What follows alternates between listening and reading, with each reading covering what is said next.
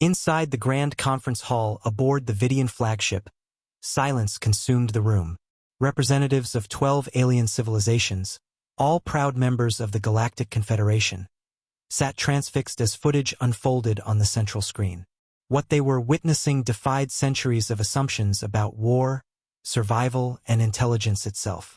Ambassador Zorax's green skin paled as he leaned forward. "Play it again," he demanded. The recording, captured just 3 standard days earlier, displayed a modest human research station positioned among the asteroid belt between Mars and Jupiter. Compared to Confederation technology, the station looked primitive, modular sections loosely arranged in a ring, with solar panels stretched outward like fragile petals. Suddenly, 3 crimson-hulled Draxian raider ships appeared. Known across the stars as ruthless marauders, the pirates wasted no time. Energy weapons lanced out, crippling the station's defenses almost instantly. It was the standard Draxian tactic, swift disablement followed by merciless boarding. Military advisor Krell murmured. "Typical. Predictable." The gathered leaders nodded. Nothing unusual so far. Then the impossible happened. Rather than surrendering, as most species would when faced with overwhelming force, the humans chose to resist. Captain William Hayes appeared on the station's comms. His expression carried no panic, only stern resolve. "All personnel battle stations. This is not a drill." Initiate Protocol Sierra. To the astonishment of the Confederation observers, the supposedly defenseless researchers moved with startling efficiency. Security teams donned basic pressure suits and grabbed their crude firearms, ballistic weapons using chemical propellants. Science Officer Ma whispered in disbelief. "Metal projectiles? Against energy shielding? They can't possibly expect success." Yet the humans clearly had no intention of lying down to die. When the first Draxian team forced entry through an airlock, Lieutenant Samantha Rodriguez led her unit into a calculated counter. They didn't meet the boarders head-on. Instead, they vented adjacent compartments, unleashing violent gusts that hurled the heavily armed aliens into disarray within the station's zero-gravity environment. Tactical expert Dren muttered reluctantly, "Resourceful. They've turned atmosphere itself into a weapon." Meanwhile, in engineering, Chief Gary Powell worked with feverish determination. His idea shocked the observers. "If we overload the EMP generators, we might knock out their systems temporarily," he explained. An assistant objected that such a move would also damage their own equipment. Powell only nodded grimly. "Better crippled than dead." Ambassador Zorax froze the recording. Note this behavior, deliberate self-damage as a strategy. No Confederation species would make such a choice. Elsewhere, Lisa Chen piloted a maintenance craft toward a Draxian ship. It had no weapons, yet she maneuvered it with surgical precision to release a cloud of metallic debris across the pirates' sensors. Crude maintenance materials had become an improvised weapon, blinding the enemy. At the same time, Dr. Frank Morris, the lead researcher, ordered backups of vital data while instructing his team to mislead their captors if taken alive, deliberately offering outdated files to make humanity seem even more backward. In the medical bay, Dr. Helen Ward shielded injured crew with her own body as sections of the station were breached, calmly guiding her patients to safety. The final piece of footage shook the room. Security Chief John Bennett led a team of 6 into a direct boarding assault on a Draxian vessel.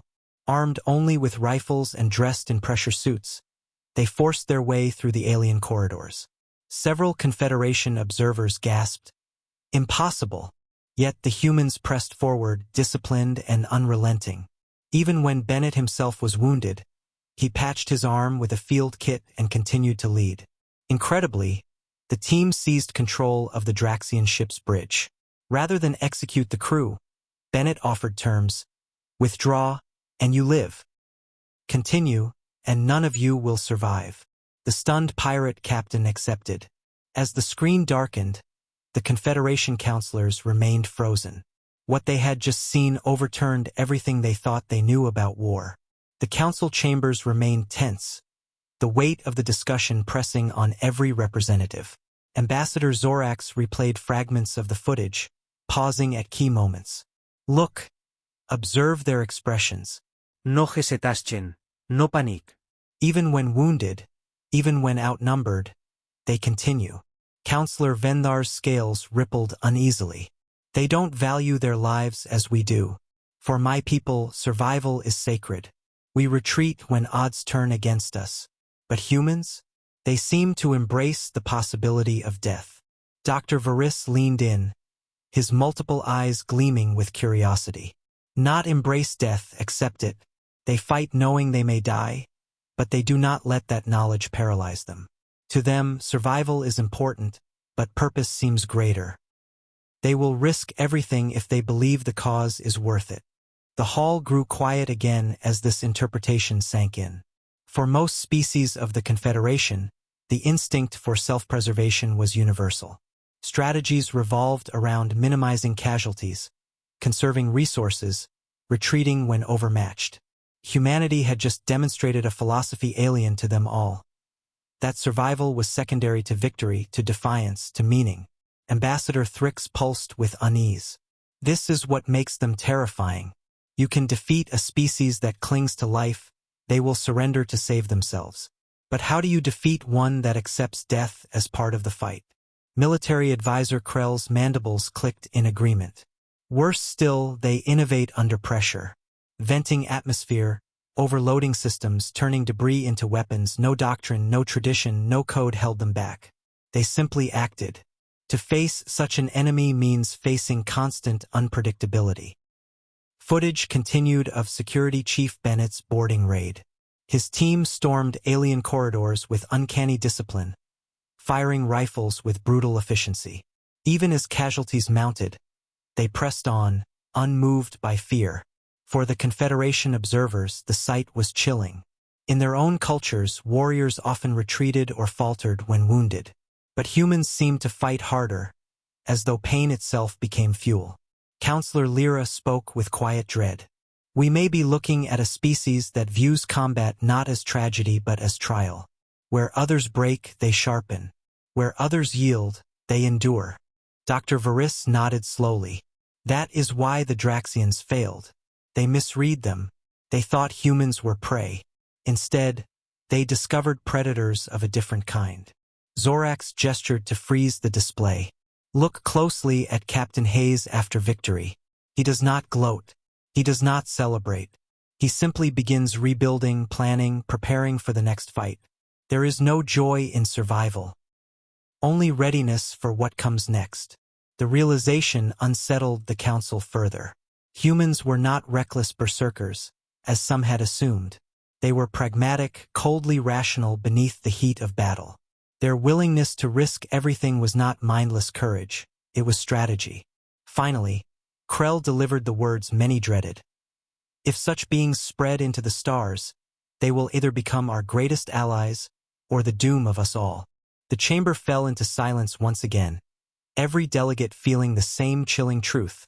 Humanity was not a species to be managed. They were a force to be reckoned with. The council chamber felt heavier than ever, as if the weight of destiny pressed on each delegate. Chairperson Lyra rose slowly, her voice steady but tinged with unease. We stand at a crossroads. Humanity has revealed itself not as fragile, primitive beings, but as something new. Something we do not fully understand.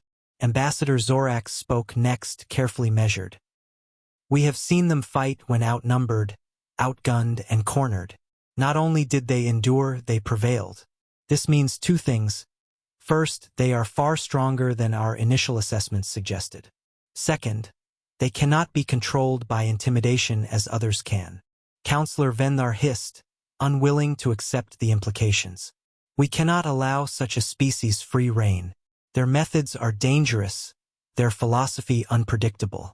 If they bring this madness to the stars, they could unravel all that we have built. But Krell countered sharply.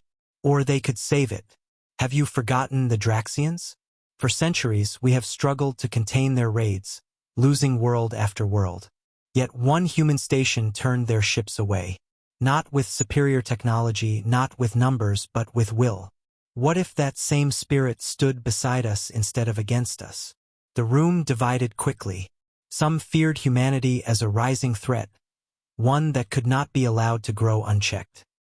Others saw them as the only possible counter to the predators that haunted the galaxy. Both views carried weight. Dr. Varys added another layer to the debate. Understand this, humanity does not seek war for conquest, nor do they revel in destruction. Every action we witnessed was about survival and defiance. They will not start wars without reason. But if attacked, if cornered, they will unleash everything. That is the danger. That is also their strength. Zorax nodded grimly. They are a paradox. Reckless yet strategic. Fragile yet unyielding. Primitive yet terrifyingly adaptable. Whatever choice we make now will shape the balance of the galaxy for centuries. At last, Chairperson Lyra raised her hand, silencing the arguments. Her voice cut through the chamber like a blade. Then we must decide, ally or adversary? No one answered immediately. The silence stretched, heavy with the awareness that this decision would echo through history. The footage still replayed in their minds. Humans venting airlocks, firing crude rifles, boarding ships with suicidal bravery, and, most haunting of all, continuing to fight when logic dictated surrender. Ambassador Thrix, who had remained quiet for much of the debate, pulsed a deep blue glow. Perhaps it is not for us to decide. Humanity will reveal their own path soon enough. What we choose is how we respond, whether with open hands or with drawn blades. The council adjourned, but unease lingered in every heart. Humanity had arrived on the galactic stage not with diplomacy or negotiation, but with raw defiance and unshakable will. And as the delegates departed the chamber, one unspoken truth bound them all. Whatever else the future held, the galaxy would never be the same again. Humanity had shown what they were capable of, and the universe would not soon forget.